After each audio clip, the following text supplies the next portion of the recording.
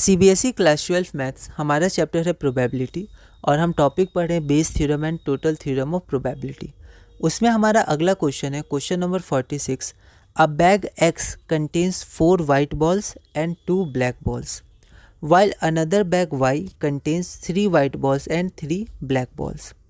2 balls are drawn without replacement at random from one of the bags and were found to be 1 white and 1 black. Find the probability that the balls were drawn from bag Y. तो इसकी क्या probability है कि जो balls हैं वो bag Y से draw किए गए। यह क्वेश्चन ऑल इंडिया 2016 में 4 मार्क्स का पूछा गया था। एक बार आप इस क्वेश्चन को ट्राई करिए, फिर हम लोग आगे बढ़ते हैं। तो यहाँ पर हम लोग 2 बैग है एक्स और वाई, तो फिर से हम लोग इवेंट मानेंगे E1 bag x is selected और E2 bag Y is selected. और एक इवेंट हमें दिया है कि 2 बॉल्स ड्रॉ किए गए और एक वाइट था एक ब्लैक था, तो इसे हम एक इवेंट मानेंगे, इवेंट ई मान लेते हैं। Drawing 1 white and 1 black ball, ठीक है। अब ये दोनों बैग्स हैं, ठीक है, तो अब कोई इसमें रैंडम है, दोनों कोई भी सेलेक्ट कर सकते हैं। Probability of selecting each ball is equal है ना, यहाँ बैग होना चाहिए था ना, बॉल नहीं, क्योंकि बैग सेलेक्ट कर रहे हैं, तो इसका आप ध्यान रखिएगा लैंग्वेज का। कोई भी बैग आप सेलेक्ट करिए वो इक्वल प्रोबेबिलिटी है, तो probability of E1 is equal to probability of E2 is equal to 1/2। अब सबसे पहले हम क्या करेंगे कि जो हमारे पास इवेंट है उसकी प्रोबेबिलिटी निकालेंगे। एक बार ये दिया हुआ है, एक बार ये दिया हुआ है। अब जैसे यहाँ पर हमने लैंग्वेज में लिखा, तो आप इसे पहले भी लिख सकते थे, जो पहले के क्वेश्चन हमने किए। तो PE/E1 आपका होगा probability of drawing 1 white and 1 black ball, इसकी प्रोबेबिलिटी फ्रॉम बैग एक्स, मतलब ये पता है कि बैग एक्स गिवन है, या लिख सकते हैं given that bag x is selected, ठीक है। तो ये आपका कितना हो जाएगा, तो हम लोग ऐसे देखते हैं। तो हम लोग को क्या एक वाइट बॉल चाहिए और एक ब्लैक बॉल चाहिए, ठीक है।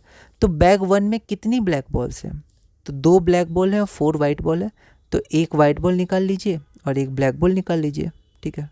2 में से 1, ठीक है। टोटल 4, एक निकाल लिया वाइट बॉल, टोटल 2, एक निकाल लिया ब्लैक बॉल। तो 4C1 into 2C1 divided by 6C2, क्यों, क्योंकि 2 बॉल्स निकाल रहे हैं और टोटल बॉल्स कितनी है 4 + 2 6, तो 6 में से 2 बॉल निकालेंगे तो 6C2। इसको आप सॉल्व करिएगा तो आपका आंसर आ जाएगा 8/15। उसी तरह PE/E2 क्या कहलाएगा, probability of drawing 1 white ball या 1 white and 1 black ball from bag Y. Bag Y select हो चुका है क्योंकि वो नीचे है, ठीक है। तो यहाँ पर एक वाइट और हमें एक ब्लैक निकालना है, ठीक है। तो यहाँ पर हम लोग देखेंगे, तो यहाँ पर देखिए बैग 2 में कितनी वाइट्स हैं, 3 वाइट बॉल्स हैं और 3 ब्लैक बॉल्स हैं, हमें एक निकालना है। तो ये हो गया 3C1, ये आपका हो गया 3C1, एक वाइट एक ब्लैक, तो ये हो गया 3C1 टाइम्स 3C1। और टोटल बॉल्स कितनी है, तो 3 + 3 6, और 2 बॉल्स निकालनी है, तो टोटल आपका 6C2 हो जाएगा। इसको आप सॉल्व करिएगा तो आपका आंसर हो जाएगा 3/5। Therefore probability that the 1 white and 1 black, तो ये तो हमारा निकल गया। अब हमें प्रोबेबिलिटी चाहिए क्या, हमें चाहिए प्रोबेबिलिटी कि बैग वाई से वो दोनों बॉल्स निकले। तो इस बार P हो जाएगा E2, जो ऊपर रहता है उसका प्रोबेबिलिटी निकालते हैं। गिवन क्या है कि एक वाइट है एक ब्लैक है, जो E है, तो PE2/E। Therefore probability that 1 white and 1 black ball are drawn from bag Y is equal to PE2/E। तो PE2 इंटू PE/E2 जो हम पहले निकाल लिए हैं। उसके बाद 2 इवेंट्स थे तो दोनों को सम करेंगे यूजिंग बेस थ्योरम। जब आप इसको सॉल्व करिएगा तो आपका आंसर आ जाएगा 9/17। Therefore the required probability is 9/17, जो हमारा रिक्वायर्ड आंसर है। अगला क्वेश्चन है हमारा question number 47। A bag contains 3 red and 7 black balls. 2 balls are selected at random 1 by 1 without replacement, ठीक है। तो 2 बॉल्स को हमने सेलेक्ट किया 1 by 1 विदाउट रिप्लेसमेंट।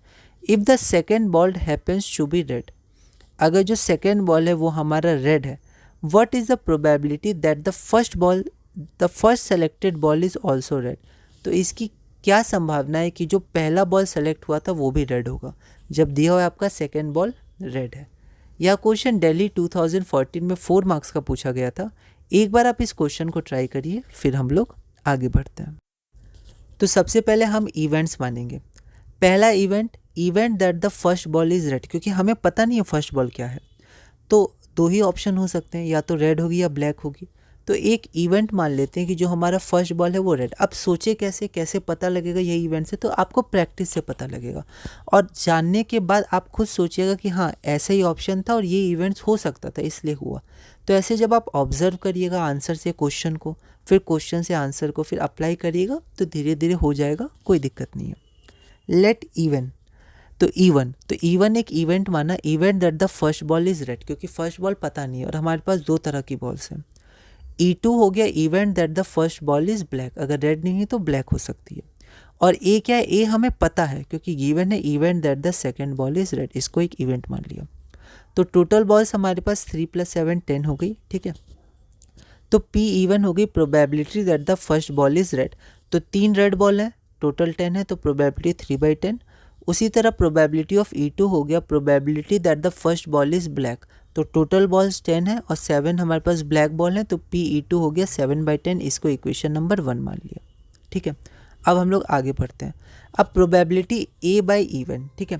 तो प्रोबेबिलिटी व्हेन की जगह प्रोबेबिलिटी दैट ज़्यादा होता है, ज़्यादा सही लैंग्वेज है, ठीक है। तो इसलिए मैथ्स को आप रीडिंग भी करिएगा, मैथ्स की रीडिंग भी बहुत इंपॉर्टेंट है, ठीक है। जैसे फिजिक्स और केमिस्ट्री की रीडिंग तो बहुत ही इंपॉर्टेंट है, पर फिर भी मैथ्स की भी एक बार आप रीडिंग करिएगा कि सिंबल्स का मीनिंग क्या होता है, इंग्लिश में कैसे लिखा जाता है और उसकी लैंग्वेज क्या होती है, ठीक है। तो PA बाई इवन आपका हो गया probability that the second ball is red when the first ball selected is red, ठीक है। तो A ऊपर है तो इसकी प्रोबेबिलिटी दी जाती है, तो probability that the second ball is red, क्योंकि A क्या है, सेकेंड बॉल रेड है, तो इसकी probability that the second ball is red when the first ball selected is red, जो हमारे पास गिवन है या माना गया है कि फर्स्ट बॉल रेड है, ये मान लिया गया है। तो अब आप बताइए कि सेकेंड बॉल रेड है, इसकी क्या संभावना है। तो अगर हमारे पास फर्स्ट बॉल रेड है, ठीक है, तो टोटल बॉल्स की, क्योंकि विदाउट रिप्लेसमेंट है तो 10 बॉल थी, एक बॉल तो रेड हट गई, तो टोटल बॉल्स 9 हो गई।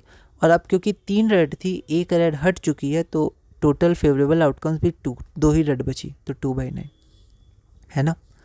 उसी तरह PA by E2 probability that the second ball is red when the first ball selected is black, तो एक बॉल ब्लैक है, रिप्लेसमेंट नहीं है, तो एक बॉल चली गई, 10 में से 9 बॉल बची, तो टोटल नंबर ऑफ आउटकम्स 9।